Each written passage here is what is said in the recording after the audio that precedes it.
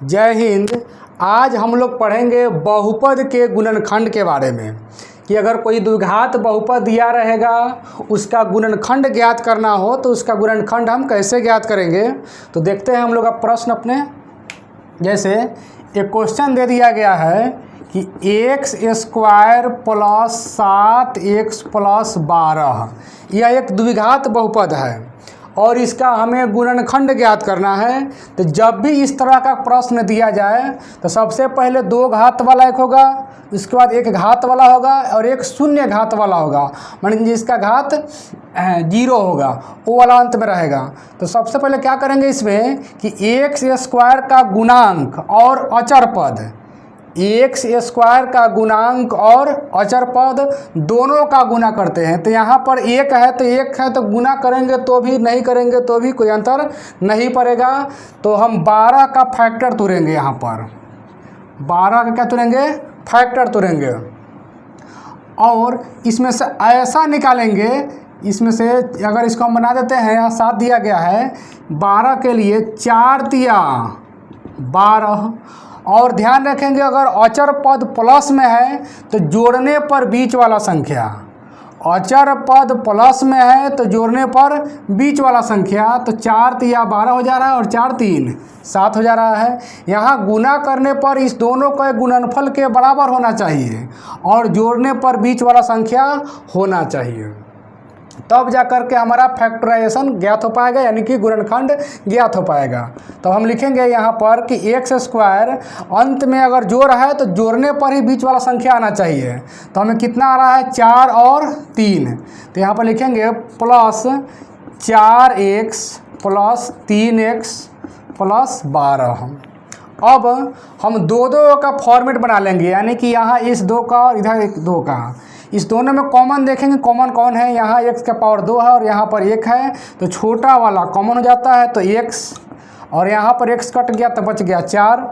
फिर प्लस इस दोनों में कॉमन देखते हैं 3 और 12 में, तो 3 का पारा कॉमन है, 3 से 3 कट जाएगा तो x, 3 चौके 12। अब देखेंगे दोनों कोष्ठ में बात बराबर होना चाहिए, दोनों में अगर बात बराबर है तो हमारा गुणनखंड सही है, अगर नहीं है तो हमारा गुणनखंड गलत है। तो अब क्या हो जाएगा, जो बाहर है उसको एक साथ लिख लेंगे और इस दोनों में से कोई एक लिख लेंगे, ये हमारा क्या हो गया, आंसर हो गया। इस तरह से हम बहुपद गुणनखंड यानी कि फैक्टराइजेशन ऑफ पॉलिनोमियल्स ज्ञात कर सकते हैं।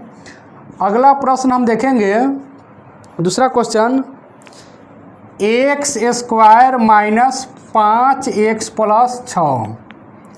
यहाँ पर भी गुना में यहाँ पर 1 दिया गया है, गुणांक जो है सो इसका 1 है, 1 से गुना करेंगे 6 में तो ये हो जाएगा सीधे 6 को ऐसा तोड़ा जाए कि यहाँ अंत में जोड़ है तो जोड़ने पर बीच वाला संख्या पूरे, तो यहाँ हमें आ जाएगा 3 दूना 6 और 3 और 2 जोड़ेंगे तो हो जाएगा कितना, 5, जो बीच वाला संख्या आ गया। तो अब इसको हम लोग हल करेंगे, बराबर एक्स स्क्वायर, यहाँ माइनस में है तो दोनों के साथ बीच वाला चिन्ह है, याद रखेंगे, जोड़ने पर अचर पद जोड़ होगा तो जोड़ने पर तो संख्या आएगा ही बीच वाला, तो जोड़ने पर यहाँ के चिन्ह से हमें मतलब नहीं है, हमें यहाँ से केवल और केवल संख्या से मतलब है। तो यहाँ पर दोनों के साथ बीच वाला चिन्ह कब, जब जोड़ने के लिए आएगा यहाँ पर तो दोनों के साथ बीच वाला चिन्ह, तो यहाँ हो जाएगा -3x माइनस 2x, दोनों जोड़ेंगे तो 5 आ जाएगा, इसको तोड़ दिया गया है, प्लस 6। फिर इस तरह से दोनों में कॉमन देख लेंगे, तो यहाँ x कॉमन है तो x माइनस 3, इस दोनों में 2 कॉमन है तो x माइनस प्लस माइनस 2 तिया 6। इस तरह से हमारा क्या हो जाएगा, x minus 2 into x minus 3 answer. यहाँ भी देखेंगे कि दोनों कोष्ठ में बात बराबर है या नहीं है, अगर बराबर है तो हमारा मैथ सही है, और बराबर नहीं है तो मैथ सही नहीं माना जाएगा। अब आगे क्वेश्चन देखते हैं एक और,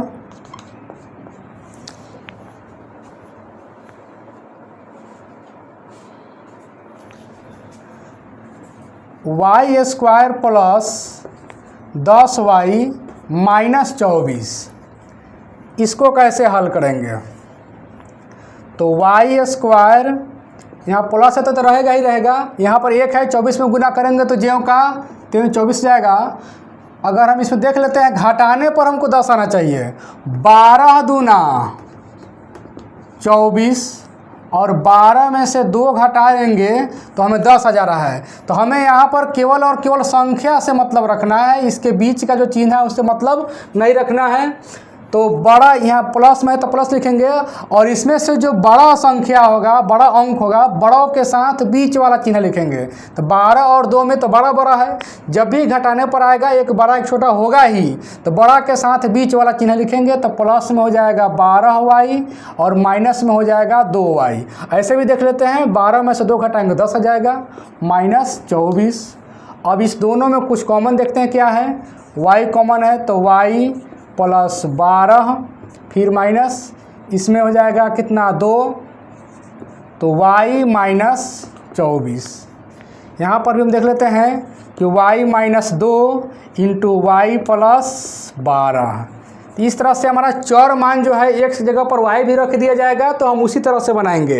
ये नहीं कि अगर एक यहाँ पर x था इसमें भी x था तो इस तरह से बना ये अलग बनेगा, वैसा कुछ नहीं होगा। x हो, y हो, p हो, q हो, r s t कुछ भी हो, इसका तरीका बनाने का यही रहेगा। फिर हम लोग एक आगे क्वेश्चन देखते हैं, y² माइनस 6y माइनस 72।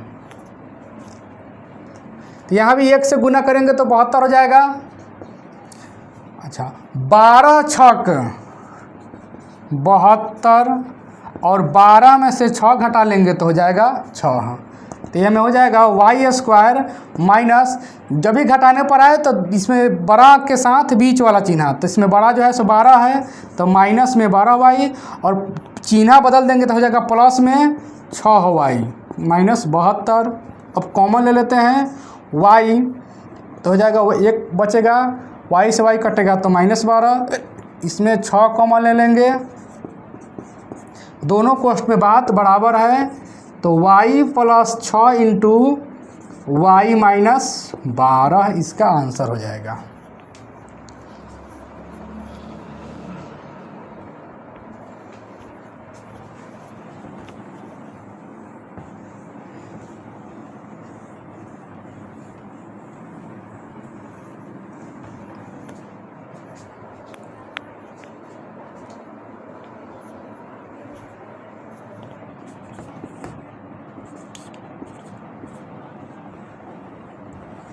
दूसरा क्वेश्चन हम लोग बनाते हैं। यहाँ मान लेते हैं कि यहाँ पर हमको 2 दे दिया गया है, 2x² प्लस 10x प्लस 8 दूना 16। अगर यहाँ 8 रखते हैं तो 8 दूना 16 हो जाएगा, तो 4 चौका 16, 4 4 8, यहाँ 8 रख देते हैं। इस तरह से अगर कोई क्वेश्चन दे दिया जाए कि 2x² प्लस 8x प्लस 8 का गुणनखंड ज्ञात करें, तो इसमें क्या करेंगे, यहाँ इस दोनों में क्या कर लेंगे, गुना करेंगे। तो यहाँ हो जाएगा 2 8 16 और 16 से भी फैक्टर ज्ञात कर सकते हैं। यहाँ पर देखेंगे प्लस में है तो जोड़ने पर ही बीच वाला संख्या आना चाहिए। तो 4 चौके 16 और 4 4 जोड़ देंगे तो हो जाएगा 8। तो यहाँ पर लिखेंगे 2x² प्लस, दोनों में बात बराबर है तो प्लस में 4x फिर प्लस में 4x प्लस 8। इस दोनों में कॉमन देखेंगे अब, तो 2 और 4 में कॉमन हो जाएगा 2 और x, तो यहाँ 2 से 2 कट जाएगा, 1 से 1 कटेगा तो 1 बच जाएगा, फिर 2 दूना 4, x ख़त्म, फिर इसमें हो जाएगा 4 कॉमन तो x 4 दूना 8। तो इस तरह से हम देखें कि दोनों कोष्ठ में बात बराबर है, 2x plus 4 into x plus 2। इस तरह से और दो अलग से क्वेश्चन देख लेते हैं थोड़ा सा। एक और 3x² बीच में प्लस, यहाँ पर कितना रखें क्वेश्चन बनाने के लिए, 12 रख के देखते हैं, माइनस में 12, 12 तिया 36, घटाने पर 5x कर देते हैं यहाँ पर। हाँ, अगर इस तरह से क्वेश्चन दे दिया जाए कि 3x² प्लस 5x माइनस 12 का गुणनखंड ज्ञात करें तो कैसे ज्ञात करेंगे। 3 से गुना करेंगे 12 में तो 12 तिया हो जाएगा 36। अच्छा, 9 चौके 36 और 9 में से 4 घटा लेंगे तो हो जाएगा 5। तो यहाँ पर हो जाएगा 3x²। बीच में जो चिन्ह है सो लिख दिए प्लस। इसमें घटाने पर जब भी आएगा तो बड़ा के साथ बीच वाला चिन्ह, तो बड़ा इसमें 9 के साथ प्लस, और छोटे के साथ चिन्ह बदल देंगे तो माइनस में -12। इस दोनों में आप कॉमन लेंगे तो हो जाएगा 3x। तो x 3 तिया 9, फिर इसमें कॉमन लिया जाएगा माइनस, यहाँ पर 4 कॉमन ले लेते हैं तो x। अब ध्यान देंगे यहाँ पर माइनस में कॉमन है, -4 कॉमन है, तो फिर भाग देंगे तो माइनस माइनस प्लस। यहाँ पर एक बार और ध्यान देंगे, -4 इसमें हमने कॉमन ले लिया तो -4 से माइनस कट गया तो x बच गया, माइनस माइनस प्लस, 4 तिया 12। अब जो है सो हमारा दोनों कोष्ठ में बात बराबर है। इसको हम लोग लिख सकते हैं x + 3 × 3x - 4। ये आगे पीछे भी रहेगा तो कोई दिक्कत नहीं है, पहले हम जो कोष्ठ में था उसको लिख लिए और बाद में 3x - 4 लिख लिए, उससे कोई दिक्कत नहीं है। आंसर में यह आगे पीछे हो सकता है, कहीं पर ये पहले होगा तो कहीं पर ये पहले होगा, उससे कोई दिक्कत नहीं है।